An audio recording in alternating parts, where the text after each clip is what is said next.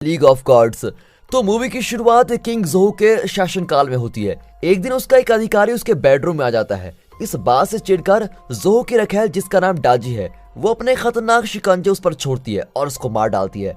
डाजी एक राक्षसी है जो औरत के रूप में जोहू की रखेल बनी बैठी है। अब शहर के बाहर विंग एडप्ट जनजाति के कई सिपाही इकट्ठा हुए हैं, जिनका लीडर है जिली। ये लोग इनविजिबल पीपल नाम की जनजाति और उनके सरदार किरो को जोहू के चंगुल से छुड़ाने का प्लान बना रहे हैं। कुछ देर बाद उनके सामने जियांगजिया प्रकट होकर बताता है कि जब जोहू जवान था तो उसने ब्लैक ड्रैगन को अपने ऊपर हावी होने दिया, क्योंकि वो दुनिया पर राज करना चाहता था। जब 3 सूर्य मिलकर एक हो जाएंगे तो ब्लैक ड्रैगन हमला करेगा और पूरी दुनिया अंधेरे से घिर जाएगी।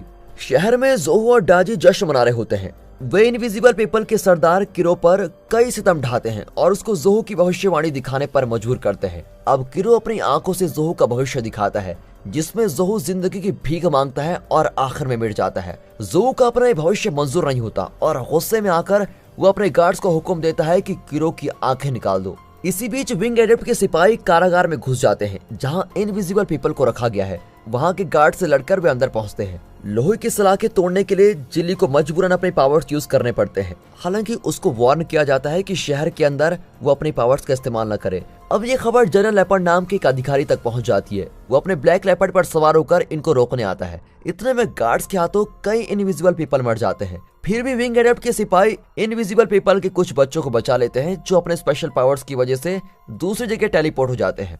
इसी बीच जियांगजिया जोहू के सेलिब्रेशन में पहुंचता है और अपने पावर से वक्त को रोक देता है, लेकिन उसकी पावर्स का जोहू पर कोई असर नहीं पड़ता। यहाँ विंग एडप्ट के ग्रुप नाले के रास्ते से बचने की कोशिश करते हैं। इतने में जनरल लेपर्ड वहां पर आ जाता है। जिली और उसका दोस्त जीफा अपने पावर से एक दीवार को गिरा देते हैं और उसका रास्ता रोक देते हैं। फिर वे इनविजिबल पीपल को एक सेफ जगह पहुंचा देते हैं और वापस जाकर किरो को बचाने का फैसला करते हैं। यहाँ जियांगजिया ने वक्त को रोक रखा था, लेकिन इसका न तो जोहू पर असर हुआ और न ही डाजी पर। अब डाजी चुपचाप अपने खतरनाक शिकंजे जियांगजिया पर छोड़ती है। जियांगजिया उसके शिकंजों से बच जाता है, लेकिन डाजी अपने मैजिकल पावर से जियांगजिया की उम्र को रिवर्स कर देती है। अब उसको बचाने के लिए किरो अपनी बाएं आंख निकाल देता है और डाजी की ओर फेंकता है ताकि वो डिस्ट्रैक्ट हो जाए, लेकिन डाजी के शिकंजे उसे खत्म कर देते हैं। और कुछ ही देर में जिली और जिफा भी जियांगजिया की मदद करने के लिए आ जाते हैं, क्योंकि जियांगजिया अकेले डाजी से मुकाबला नहीं कर सकता।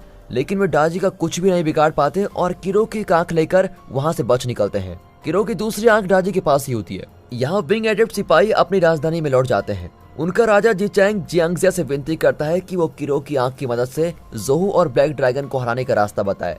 जियांगजिया बताता है कि स्वॉर्ड ऑफ लाइट नाम के एक तलवार से जोहू को हराया जा सकता है, लेकिन उस तलवार का इस्तेमाल गोल्डन ड्रैगन को खिलाने वाला हीरो ही कर सकता है। इतना ही नहीं, 3 सूर्यों के एक होने से पहले उन्हें उस तलवार का पता लगाना होगा। अगर तीनों सूर्य एक हो गए तो ब्लैक ड्रैगन आजाद हो जाएगा। इसी बीच डाजी के एक मैजिक की वजह से जियांगजिया जब भी अपने मैजिक का इस्तेमाल करता है तब उसकी उम्र भी कम होती जाती है और वो जवान होता जाता है। दूसरी ओर जोहू और उसके आदमी भी ये रहस्य जानते हैं, क्योंकि डाजी के पास किरो की आंख है। अगली सुबह जिली एक ऊंची चट्टान पर खड़ा होता है। विंग एडप्ट जनजाति का वो इकलौता ऐसा मेंबर है जिसके पंख नहीं है। उसके साथ ही नीचे खड़े होते हैं और वो ये सोचकर नीचे कूद जाता है कि उसके पंख अपने आप ही निकल जाएंगे, लेकिन बदकिस्मती से उसके पंख नहीं उगते। फिर वो जियांगजिया से मिलता है, जो उसे स्वॉर्ड ऑफ लाइट की लोकेशन बताता है। जियांगजिया उसे ये भी बताता है कि तुम्हें स्प्रिंग ऑफ लाइफ से 3 गिफ्ट्स लेने होंगे।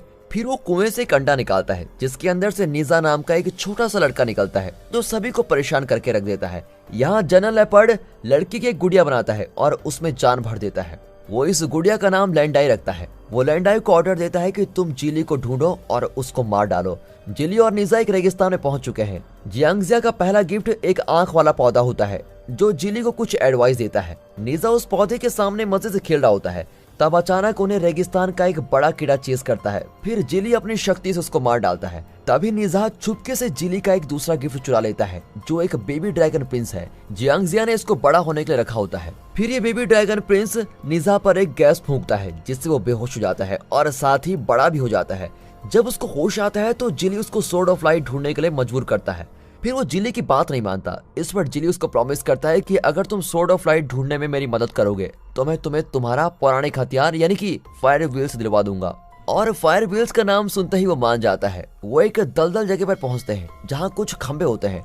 पर जल्द ही वो जगह रेगिस्तान के बीच में एक पैलेस बन जाता है। वहाँ से कुछ ही दूर पर एक जोगी होता है जो अपने मैजिक चिकन के जरिए रेत से अपना मनचाहा काम करवा सकता है। पर नेजा उसको अचानक डिस्टर्ब कर देता है और गुस्से में जोगी उस पर हमला करता है, लेकिन आखिर में वो हार जाता है।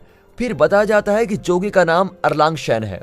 फिर जिली उसे जियांगजिया का तीसरा गिफ्ट देता है जो कि उसका वफादार कुत्ता है जिसका नाम हाउलिंग कैलेस्टियल है।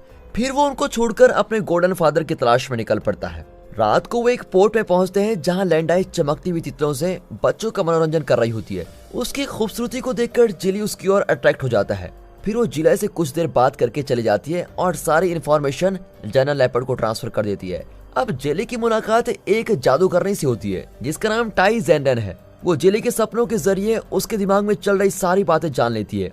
जब पौधा उसे उठाता है तो वो उस शिल्प कृति को चुराने की कोशिश करता है जिसे वे शिप की तरह इस्तेमाल करके इस पोर्ट से बच सकते हैं। अचानक लैंडाई की मेमोरी खाली हो जाती है क्योंकि उसने अपनी सारी मेमोरी जनरल लेपर्ड को ट्रांसफर कर दी है। इसीलिए वो उस आर्टिफैक्ट के बारे में पूछती है जिसकी वजह से टाई जाग जाती है। अब इससे पहले कि लोग आर्टिफैक्ट को चुरा लें, टाई उन पर हमला कर देती है, पर तब तक वे उस आर्टिफैक्ट को शिप बनाकर वहां से बच निकलते हैं। ये जादुई शिप है और वे इसमें मनचाहे जगह पर जा सकते हैं। शिप पर नेजा बेबी ड्रैगन प्रिंस को बहुत सताता है। अब तंग आकर वो दोबारा नेजा पर अपनी गैस छोड़ देता है। इस बार भी वो बेहोश हो जाता है और पहले जैसा बच्चा बन जाता है। तब लैंडाई जेली को बताती है कि वो सोर्ड ऑफ लाइट के बारे में जानती है क्योंकि वो जिलाई का मिस रीडिंग कर चुकी है। तभी अचानक जनरल लेपर्ड फिर से उसकी मेमोरी ले लेता है और वो बेहोशी हो जाती है। जिली को उस पर बहुत तरस आता है और वो उसकी मेमोरी के बहाव को रोक देता है। इस पर जनरल लेपर्ड का गुस्सा और भी बढ़ जाता है। अगले दिन शिप को समुद्र के बीच जाता हुआ देखकर जिली बिल्कुल हैरान हो जाता है। पौधा बताता है कि बेबी ड्रैगन प्रिंस ने शिप को अपने कंट्रोल में ले लिया है और वो इसे अपने पिता के राज्य की ओर लेके जा रहा है। अब ड्रैगन प्रिंस गाना शुरू कर देता है और उसका गाना सुनकर उसका पिता ड्रैगन किंग अपने बड़े मॉन्स्टर को हुक्म देता है कि वो नेजा और ड्रैगन प्रिंस को वापस ले आए। जिली नेजा की कोई मदद नहीं कर सकता क्योंकि उसने खुद ये मुसीबत मोल ली थी। अब ड्रैगन किंग के पैलेस में पहुंचकर निजा कहता है कि मुझे मेरा फायर व्हील्स दे दो। इस पर ड्रैगन किंग के गार्ड्स उस पर हमला कर देते हैं, लेकिन वो गार्ड्स पर पेशाब कर देता है और उन पर गैस छोड़कर उनको हरा देता है।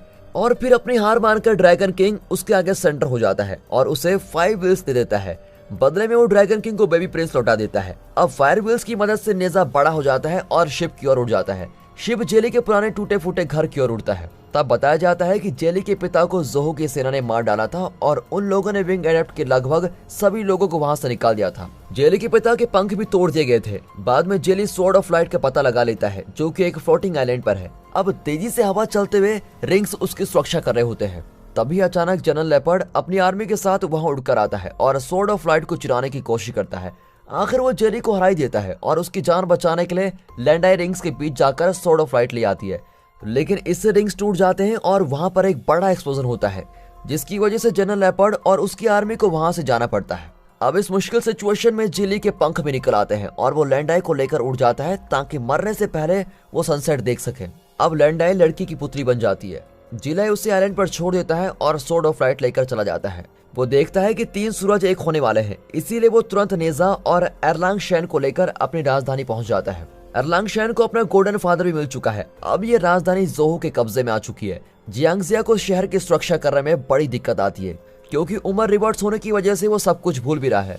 डाजी अपनी मैजिक पावर से जनरल लेपर्ड को ठीक करने की कोशिश करती है, लेकिन वो एक खतरनाक मॉन्स्टर बन जाता है। अब ये 3 हीरो सोर्ड ऑफ लाइट लेकर आते हैं। वे देखते हैं कि जियांगजिया अब एक जवान लड़का बन गया है। फिर वे जनरल लेपर्ड से खूब लड़ते हैं। लड़ाई के दौरान जनरल लेपर्ड जीचैंग को मार डालता है और इस वजह से जियांगजिया को प्रोटेक्ट करने वाला कोई नहीं होता और मौका पाकर डाजी जियांगजिया पर अपने शिकंजे फेंकती है।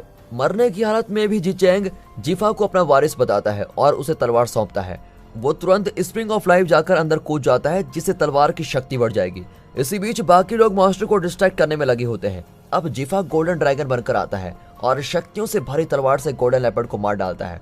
अंत में जिफा अपनी आर्मी के साथ अपना किला भी उड़ा देता है और जोहो के राज्य पर हमला कर देता है। जोहो ब्लैक ड्रैगन का रूप लेकर हीरोज के अटैक का इंतजार कर रहा होता है। तभी दिखाते हैं कि बेबी जियांगजिया उनके कब्जे में है। और दोस्तों, इसी के साथ ये मूवी यहाँ पर खत्म होती है।